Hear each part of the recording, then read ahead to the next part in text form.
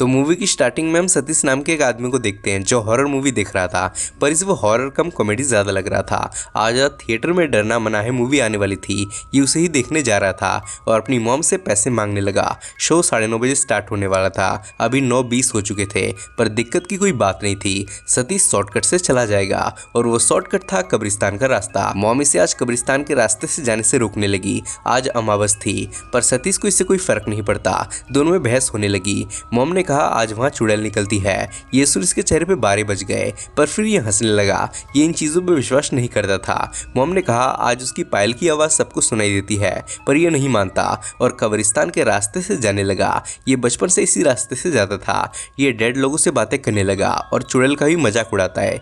ये थिएटर में आके मूवी देखने लगा और बीच बीच में खाने की चीज़ें भी लेता जा रहा था। मूवी से बिल्कुल बकवास लगती है, मज़ा बिल्कुल नहीं आ रहा था। ये सो जाता है। खैर मूवी की एंडिंग हो गई और अब वापस इसे कब्रिस्तान को पार करना था, लेकिन अभी दिल में थोड़ा डर था।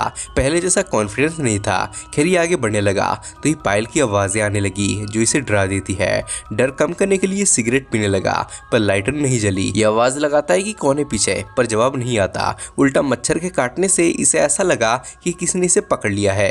ये जल्दी जल्दी चलने लगा। ये जितनी जल्दी चल रहा था उतनी ही तेज पायल की आवाज़ें आ रही थी। तभी पैर में लकड़ी फंसने के कारण ये गिर पड़ा। इसे लगा किसी ने इसका टांग पकड़ लिया है। तभी इसे कब्र पर लिखा मिला यू आर डेड। इससे खौफ और बढ़ गया और ये तेजी से भागने लगा, पर पायल की आवाज़ इसका पीछा ही नहीं छोड़ रही थी। बड़ी मुश्किल से ये बाहर आया। आते ही अकड़ दिखाने लगा, पर तभी चुड़ैल सामने आ गई और इसे हार्ट अटैक आ गया। पर यह डरना जरूरी है का पोस्टर था। तभी इसके जेब से कॉइन्स गिरे जो खाना लेते वक्त दुकानदार ने दिया था। बहम ने इसकी जान ले ली और यही पहली कहानी खत्म हो गई। दूसरी कहानी में हम 5 बच्चों को देखते हैं जो यहाँ स्कूल की एनुअल पिकनिक में आए थे। ये टीचर को बिना बताए जंगल को एक्सप्लोर करने आ गए। कुछ बच्चों को आगे जाने से डर लग रहा था, पर आशु डरने से मना करता है। खैर रात हो गई और ये एक पुराने बंगले तक पहुंच गए। बच्चे से भूत बंगला कहने लगे। अब ये वापस जाने लगते हैं, पर किस्मत को ये मंजूर नहीं थी। तेज बारिश होने लगी। बारिश से बचने के लिए ये बंगले के अंदर आ गए। बंगला खाली पड़ा था। तभी सामने एक बूढ़ी लेडी आ गई। बच्चों ने पूछा क्या आप अकेली रहती हो? दादी बोली मेरा नौकर सुखिया मेरे साथ रहता है। मैंने शाम को उसे दवाई लाने को भेजा था, पर अभी तक वो वापस नहीं आया। बच्ची ने पूछा आपको इतने बड़े घर में रहने से डर नहीं लगता? दादी बोली लगता है, बहुत डर लगता है। आशु ने कहा इसमें डरने वाली बात क्या है, मुझे कभी डर नहीं लगता। इससे दादी ने कहा मैं तुम्हें 6 कहानियां सुनाऊंगी जो तुम्हें डरा देगी। ये मान गया। ये सबको ऊपर ले आई और पहली कहानी सुनाने लगी जो एक प्रोफेसर की थी। प्रोफेसर रितेश को कोचिंग पढ़ाता था। रितेश के घर आ गया और इन्होंने पढ़ाई स्टार्ट करी। तभी प्रोफेसर उस तरफ देखने लगा, पर वहाँ कोई नहीं था। तभी दूसरी तरफ देखने लगा। रितेश परेशान हो रहा था कि ये बार बार इधर उधर क्यों देख रहे हैं। प्रोफेसर को किसी के चलने की आवाजें आ रही थी, पर रितेश को वो नहीं आ रही थी। तभी अचानक से ये उठ गए और कहा किचन में कोई गया है, पर उधर कोई भी नहीं था। रितेश इनकी हरकतें देख हैरान हो रहा था। तभी इन्होंने कहा एक आदमी है जो घर में आता जाता रहता है। 6 महीनों से ये चल रहा है। जब मैं यूनिवर्सिटी से वापस आता हूँ तो वो सोफे पे बैठा रहता है, मुझे देखता रहता है, वो घर में घूमता रहता है। तुम्हें लग रहा होगा मैं पागल हूँ, पर ऐसा नहीं है। देखो वो वापस किचन में गया। रितेश अंदर चेक करने गया, पर वहाँ कोई नहीं था। रितेश फ्रस्ट्रेट हो रहा था। वो इन्हें कहने लगा आपको साइकाइट्रिस्ट की जरूरत है। रितेश यहाँ से जाने लगता है, पर ये रोक रहे थे और कहा मैं मजाक नहीं कर रहा हूँ, वो आदमी मेरी तरह बनना चाहता है।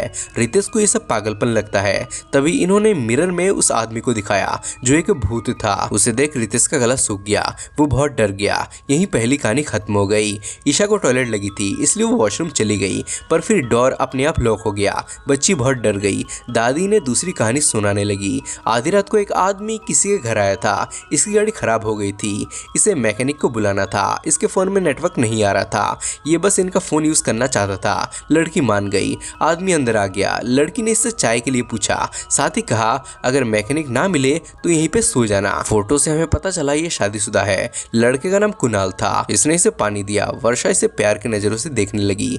हमें पता चला वर्षा का पति 2 साल पहले मर चुका है। ये अकेली रहती है। तो ये वर्षा गायब हो गई और यहाँ उसका मरा हुआ पति आ गया। वो पूछने लगा तुम मेरे घर के अंदर कैसे घुसे? कुणाल डर गया और कहा वर्षा ने दरवाजा खोला था। इससे ये और गुस्सा हो गया क्योंकि वर्षा 2 साल पहले मर चुकी है। ये सुन इसके पैरों तले जमीन खिसक गई, पर इसे वर्षा की आत्मा दिखाई दे रही थी, लेकिन राहुल उसे नहीं देख पा रहा था। कुणाल खौफ से भर जाता है, पर ये दोनों मजाक कर रहे थे। इन्होंने देख लिया था ये इनके घर की तरफ आ रहा है, इसलिए ये प्रैंक किया। इन्होंने इससे माफी मांगी। फिर राहुल ड्रिंक बनाने लगा। हमें पता चला कुणाल के आने से पहले राहुल आत्माओं को बुलाने की कोशिश कर रहा था। राहुल का कहना था आत्माओं को बुलाना आसान है पर उन्हें वापस भेजना कभी कभी बहुत मुश्किल हो जाता है। पर कुणाल को भूत प्रेतों पर बिल्कुल विश्वास नहीं था, पर अगर कभी भूत इसके सामने आया तो ये विश्वास कर लेगा। तो ये वर्षा वापस गायब हो गई और ये वापस कहने लगा 2 साल पहले वो मर चुकी है। पर इस बार कुणाल डरने वाला नहीं था तो ये वर्षा ने इसे डरा दिया। कुणाल गुस्से में जाने लगता है। राहुल ने इसे रोका। वो मैकेनिक को बुलाना चाहता था पर मरे हुए मैकेनिक को। दोनों ने कुणाल को शांत रहने को बोला। रात के 2 बज रहे थे और ये कॉइन के थ्रू मैकेनिक की आत्मा को बुला रहा था। वर्षा भी भूतों को देखना चाहती थी, उसे भी एक्सपीरियंस लेना था। राहुल काफी देर तक कंसंट्रेट करता है। इसके बाद दरवाजे पे दस्तक होती है पर बाहर कोई भूत नहीं आया था बल्कि इंसान था। भूत तो कुणाल था। कुणाल की गाड़ी खराब नहीं हुई थी बल्कि एक्सीडेंट हो गया था, वो मर चुका था। राहुल भूतों को बुलाने की कोशिश कर रहा था इसलिए ही ये आया था। कुणाल की आवाज बदल गई। उसने कहा वो आते हैं पर कभी कभी उन्हें वापस भेजना बहुत कठिन हो जाता है। इसकी क्रीपी स्माइल के साथ सेकंड एपिसोड खत्म हो गई। फिर हम देखते हैं ईशा वॉशरूम से आ गई है। ये बहुत गुमसुम सी थी, कुछ बोल नहीं रही थी। रोहन को भी टॉयलेट आ गई, वो भी वॉशरूम जाने लगा। कोई इसे फॉलो कर रहा होता है। रोहन वॉशरूम में ईशा की बॉडी को देखता है। यहाँ में पता चला ईशा प्रेत बन गई है और अब रोहन का नंबर है। तीसरी कहानी में एक आदमी लाइफ इंश्योरेंस पॉलिसी बेचने आया होता है। आदमी का नाम प्रभाकर होता है। आदमी बहुत अजीब था, केले को घूरे जा रहा था। ये सीधे सीधे काम की बात ना करके बातों को गोल गोल घुमाए जा रहा था। फिर भाभी जी से पानी लाने को कहता है। पानी पीने के बाद ये कहता है जिंदगी में कभी भी कुछ भी हो सकता है, लाइफ रिस्की है, अभी आप जिंदा हैं कल आप मर भी सकते हो। ये कागजों में आग लगा देता है। फिर फायर एक्सटिंग्विशर से उसे बुझा दिया। सुनील को ये पागल लगता है। सुनील को लाइफ इंश्योरेंस नहीं चाहिए था। बच्चा केला खा रहा था तो ये वापस उसे घूर के देखने लगता है, जो चीज इन्हें अनकंफर्टेबल कर रही थी। सुनील से घर से भगा देता है। थोड़ी देर बाद कोई बेल बजाता है पर बाहर कोई नहीं था। वापस बेल बजती है और ये फिर आ जाता है। इसने कहा मेरा छाता छूट गया है, पर वो वाली बेल भी इसी ने बजाई थी। ये वापस कहने लगा लाइफ का कोई भरोसा नहीं है, इंश्योरेंस ले लो। सुनील से भगाने लगा तो इसने गन निकाल ली। इससे ये लोग डर जाते हैं। सेल्समैन मौत का सारा सामान लेके घूम रहा होता है, जहर, फंदा, चाकू, गन। आप घर में भी सुरक्षित नहीं है, मौत यहाँ भी आ सकती है। तब ये खुद को चाकू मार लेता है पर ये नकली चाकू था। सुनील इस पे बहुत गुस्सा हो गया। उसे कोई पॉलिसी नहीं चाहिए थी। सुनील इसे इरिटेटिंग कहने लगा। इससे सेल्समैन और गुस्सा हो गया। वो जबरदस्ती इसे पॉलिसी लेने को कहने लगा। दोनों में हाथापाई होने लगी। तभी गोली चल गई जो सेल्समैन को लगी। वो मारा गया क्योंकि हाथ से बताकर नहीं होते। तभी रोहन का प्रेत भी आ जाता है। रिया को प्यास लगी थी इसलिए उसे नीचे जाना पड़ा। बच्चे को डर लग रहा था। दादी की पुरानी फोटो पानी के पास टंगी होती है जो अचानक हंसने लगती है। इससे रिया बहुत डर गई। फिर फोर्थ कहानी शुरू हुई। करण चोपड़ा एक जाने माने डायरेक्टर थे। वो एक हॉरर मूवी बनाने वाले थे। कहानी उसकी ऐसी होगी कि एक अनजान लड़की हाईवे पे लिफ्ट मांगती है, फिर गाड़ी वाले आदमी को मार डालती है क्योंकि वो लड़की भूत है। ये स्क्रिप्ट लिखने खंडाला जा रहे होते हैं। तब तक अपने टीम को किसी लड़की को सेलेक्ट करने को कहते हैं। हाईवे पे इन्हें एक लड़की लिफ्ट मांगती हुई दिखती है। ये उसे लिफ्ट देने को गाड़ी रोकते हैं। लड़की इन्हें देख पहचान जाती है कि ये तो करण चोपड़ा है। ये इनकी बहुत बड़ी फैन होती है। करण ने कहा लगता है आपने मेरी लेटेस्ट फिल्म कभी पराई नहीं देखी है, लगता है आप ज्यादातर पास्ट में जीती हो। इसने कहा हाँ, मेरा कोई प्रेजेंट नहीं है। मैंने अपने पराई देखने के लिए टिकट भी खरीदी थी पर मैं उसे देख नहीं पाई। खैर करण बताता है कि वो एक हॉरर फिल्म बनाने जा रहा है पर वो खुद भूतों पर विश्वास नहीं करता। लड़की ने कहा मैं विश्वास करती हूँ, आप तो मेरी कहानी के ऊपर ही फिल्म बनाने जा रहे हो। मेरी भी मौत इसी हाईवे पे हुई थी आज से 15 दिन पहले। तभी से ये सिलसिला शुरू हुआ।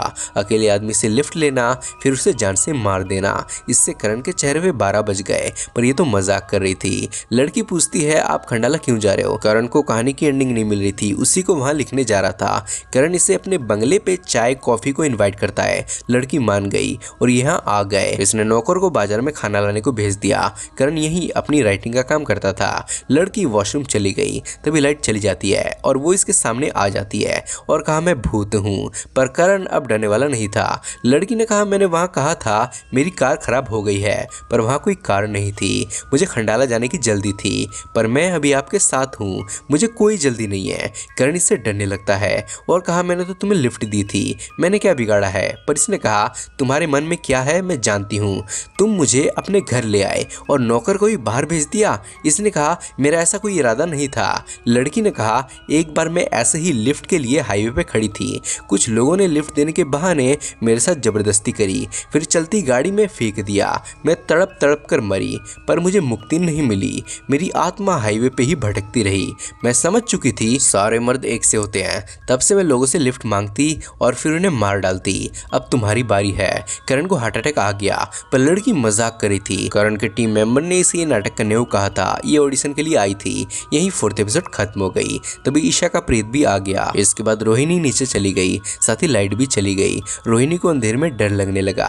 तभी एक साया इसके पास आया और इसे भी मार दिया। फिर ये भी प्रेत बनकर वापस आई। चारों बच्चे प्रेत बन चुके थे, बस आंसू ही जिंदा बचा था। 5th कहानी शुरू होती है एक अजय नाम के आदमी से, जो पुणे जा रहा होता है। तेज बारिश आ रही थी। तभी गाड़ी के सामने एक लेडी आ गई। एक्सीडेंट होते होते बचा। ये लेडी के पास गया, उसे देखिए खौफ से भर गया और सीन ही कट हो गया। जब इसे होश आया तो ये जेल में था। पुलिस वाला पूछ रहा था क्यों किया, तूने उसे क्यों मारा, क्या दुश्मनी थी तेरी उससे? अजय बोला मैंने किसी को नहीं मारा, मैंने हाईवे पे एक लड़की को देखा था। पुलिस वाला इसे मारता है, फिर चला गया। इसके बाद जंगल के अंदर से एक आत्मा पुलिस स्टेशन में आती है, जो इसे पोजेस्ट कर लेती है। सुबह पुलिस वाला एक लेडी को लेकर आता है, जो इसे मारने लगती है। वो बहुत गुस्से में थी, क्योंकि उसके बेटे को इसने मार दिया था। पुलिस वाले ने पूछा आपका पति कहाँ है? इसका पति पुणे में था, पर इसके बेटे की पत्नी किसी के साथ भाग गई थी। इसने कहा झूठ बोल रही है तू, मेरी चीखें भूल गई? कैसे मैंने तुम लोगों के हाथ पैर जोड़े, पर तुम्हें तरस नहीं आया। तुम लोगों ने मुझे जिंदा जला दिया। जब मैंने तेरे बेटे के छोटे छोटे टुकड़े किए तो वो भी बहुत तड़पा था। कई दिनों से मैं एक शरीर ढूंढ रही थी, ये आदमी मुझे मिला, मैं इस पे झपट पड़ी। पुलिस वाले को ये ड्रामा लग रहा था, उसने इसे थप्पड़ मारा। ये इसे घूर के देखने लगी और कहा मैं अजय नहीं संध्या हूँ। इसने कहा पर तुम कोर्ट में इसे कैसे साबित करोगे कि उसे अजय ने नहीं संध्या के भूत ने मारा है? ये इसका मजाक बनाने लगा। तो वो अजय के बॉडी से निकल पुलिस वाले के अंदर आ गई और अपनी सांस को मार डाला और कहा अब इस आदमी को मानना पड़ेगा कि पहला वाला खून तूने नहीं मैंने किया है, तू चिंता मत कर। पुलिस वाले को जब होश आया तो अपने हाथ में गन और लेडी की लाश देख दंग रह गया।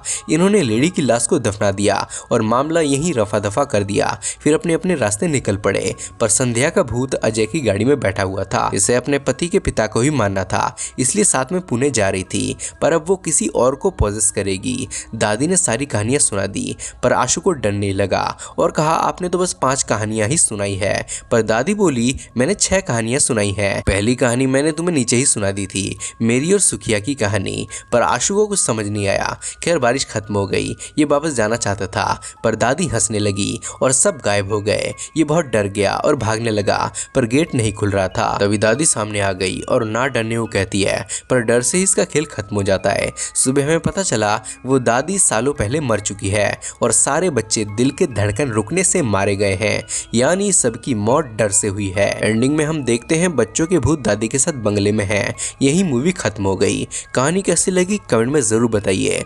चैनल को सब्सक्राइब करके हमें सपोर्ट करिए। मैं मिलता हूँ आपको अगले वीडियो में, तब तक के लिए बाय।